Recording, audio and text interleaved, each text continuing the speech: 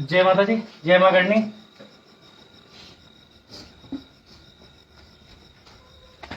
ये लाइव अचानक है थोड़ा, और काफी दिनों से सभी लोग इंतजार भी कर रहे थे 8 जनवरी के आंदोलन के बाद से।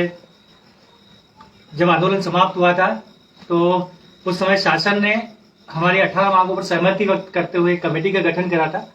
कमेटी की बैठक अभी तक नहीं हो पाई थी। लगातार हम लोग सरकार से संपर्क में थे, बातचीत करने की कोशिश कर रहे थे, बातचीत हो भी रही थी।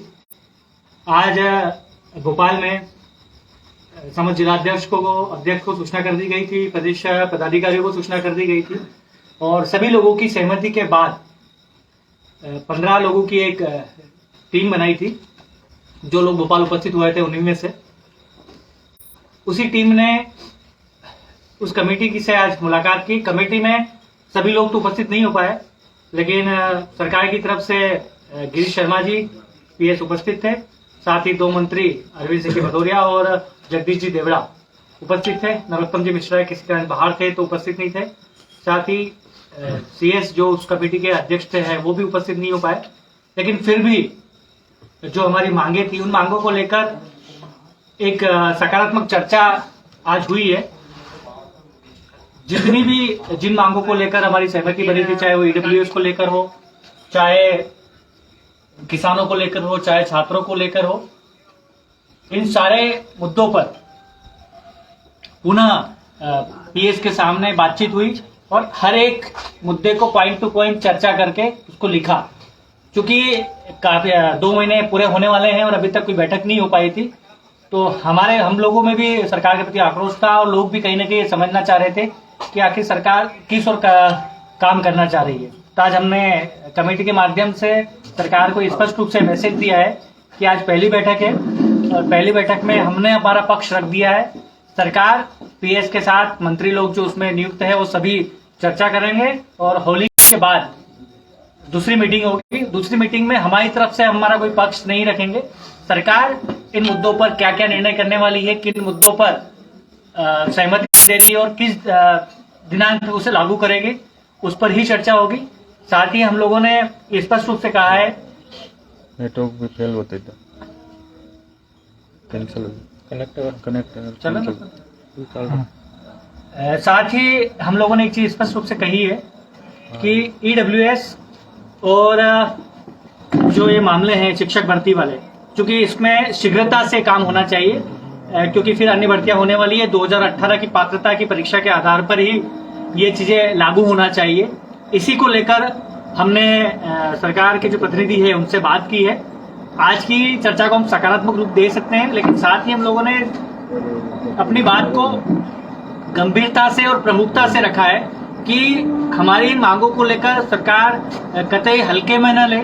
अगर आपने हमारे आंदोलन के बाद इन मांगों पर सहमति व्यक्त की है तो आपका ये दायित्व बनता है कि आप इन मांगों को समय सीमा में पूरा करें। आप पूरा करेंगे, आने वाले समय में चुनाव है, चुनाव तक आपकी मंशा है कि आप इसे पूरा करें, तो हम कतई ये नहीं चाहते हैं। हम चाहते हैं कि आप शीघ्रता से अगली बैठक करें और हमें हमारी मांगों पर निर्णय दें, ताकि हम लोग हमारी दिशा तय कर सके। और आप जितने भी लोग हैं, जिन लोगों ने इस आंदोलन में अपना योगदान दिया, जितने भी संगठन हैं, जितने भी समाज है, चाहे पिछड़ा वर्ग हो, SC ST वर्ग के लोग हो और सामाजिक संगठन हो, हम संगठनों को भी यही कहना चाहेंगे कि ये लड़ाई लंबी है। हम लोगों ने इस आंदोलन की उस दिन शुरुआत की है, अभी हमें इस लड़ाई को बहुत लंबा लड़ना है और सरकार पर पूरी तरीके से दबाव बनाकर रखना है, ताकि जो हमारी मांगों पर सहमति बनी है इनका क्रियान्वयन भी जल्दी हो। क्योंकि हम नहीं चाहते कि किसी भी मांग को सरकार हल्के में ले। आज हमने जो 18 के अतिरिक्त, चाहे अतिथि शिक्षकों की मांग हो, चाहे आउटसोर्स कर्मचारियों की मांग हो, चाहे संविदा कर्मचारियों की मांग हो, इन सारी मांगों पर भी डिस्कशन किया है और अपनी बात को रखा है। और चूंकि हमारी तरफ से आज विषय थे, पहले भी हम लोग बता चुके थे, लेकिन आज पीएस वहां मौजूद थे और पीएस की मौजूदगी में सारे विषय नोट हुए हैं।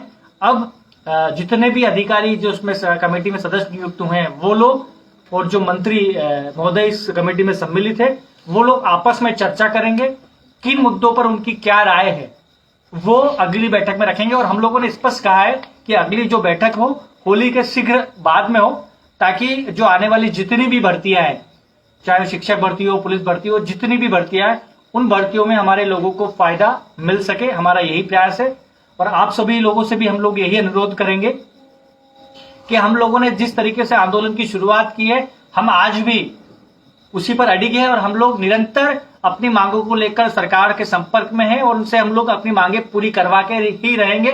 हाँ, ये हो सकता है कि हम लोग आपको सतत ये चीजें नहीं बता पा रहे हैं कि हम लोग क्या कर रहे हैं, क्या नहीं कर रहे हैं, क्योंकि हर चीज हर दिन हम लोग नहीं बता सकते।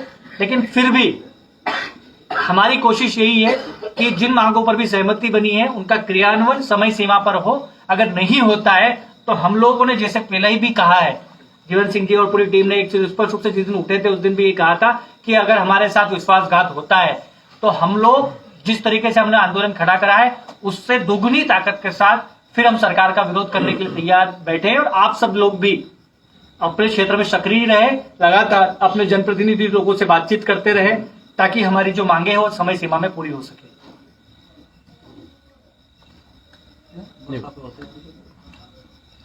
सभी लोग समिति में जो आपके जिलाध्यक्ष लोग उपस्थित हुए थे, प्रदेश पदाधिकारी उपस्थित हुए थे, विस्तृत चर्चा आप उनसे समझ सकते हैं।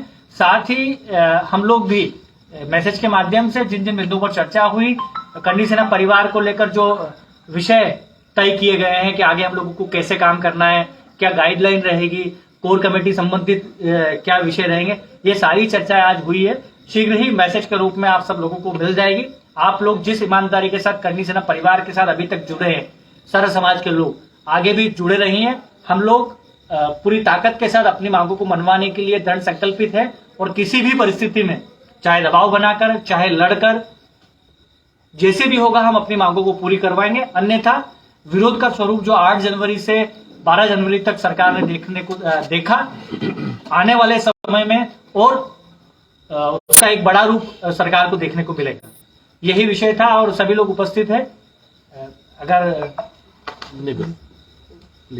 आप लोग सभी इस लगातार फोन के माध्यम से आप जानना चाह रहे हैं तो इस लाइव के माध्यम से आप लोग लगभग विषय जान चुके हैं। आने वाली बैठक में हम एक उस कंडीशन में पहुंच जाएंगे कि किस मांग को लेकर सरकार क्या निर्णय करना चाहती है, ये स्पष्ट आप लोगों के बीच में कर देंगे। अगर तब तक दूसरी बैठक शीघ्र नहीं होती है, किसी प्रकार का लेट लतीफ होती है, उस बैठक में हमको ये प्रतीत होता है कि सरकार सिर्फ हमको बहकाना चाह रही है या भ्रमित करना चाह रही है, तो उस दिन के बाद से हमारा जो अगला निर्णय होगा वो भी आप लोगों को बता दिया जाएगा। 2 महीने का समय हमने सरकार को दिया था जो 11 तारीख को पूरा हो रहा है। उसके बाद हमने कहा था कि सरकार को 1 महीना और हमारी तरफ से है तो 1 महीना और इंतजार करेंगे। उसके साथ हम रूपरेखा बनाएंगे आंदोलन की, अगले किस प्रकार से आंदोलन करना है, किस प्रकार से यात्राएं करनी है। यदि सरकार ने हमारी जो समय सीमा है उसमें हमारी बातें पूरी नहीं करी तो हम वापस से आंदोलन की और यात्राओं की शुरुआत करेंगे और गांव-गांव, घर-घर तक ये अलग जगाएंगे, बताएंगे कि किस प्रकार से हमारे साथ छल हुआ है, विश्वासघात हुआ है। पर अभी सरकार पॉजिटिव मूड में है। वो हमसे अभी वार्ता भी करी है उन्हें, पर वो कहीं ना कहीं वार्ता करने में लेट हो गए हैं। जो 2 महीने जब पूरे होने वाले थे तब जाके उनसे वार्ता हुई है। तो हम ये चाहते हैं कि सरकार जल्द से जल्द इस जो हमारे जो 18 सूत्री मांगे हैं जिन पर उन्होंने सहमति जताई थी उनको जल्द से जल्द पूरा करे। इसके लिए हमारी आज बैठक भी हो गई है, सारे लोग शामिल भी थे। तो अब इन मुद्दों के लिए सबको बार बार फोन नहीं लगाए, क्योंकि हमको सबको मिलकर लड़ना है। हम यदि एक दूसरे को फोन लगाने में रह गए तो आगे की रणनीति हम नहीं बना पाएंगे। तो आपको सारी चीजें स्पष्ट कर दी है सेलूदा ने, तो आप सब भी उस चीज को समझे कि हमारी वार्ता लगातार चल रही है और हम चाहते हैं कि सरकार इन मांगों को जल्दी से जल्द पूरा करे। यदि पूरा नहीं करती है तो उसके बाद हम आगे की रणनीति बनाएंगे। पहले से कोई रणनीति बना के या कोई पोस्ट वोस्ट डाल के अलग से कोई माहौल बनाएंगे। जब तक हमारी बातें पूरी नहीं होती तब तक हम सरकार से वार्ता कर रहे हैं। 11 तारीख को उनके 2 महीने पूरे हो जाएंगे। 1 महीने का जो एक्स्ट्रा समय दिया है हमने वो पूरा होने के बाद हम हमारी घोषणा करेंगे कि हमको आगे क्या करना है। इसी के साथ जय माता दी, जय माता।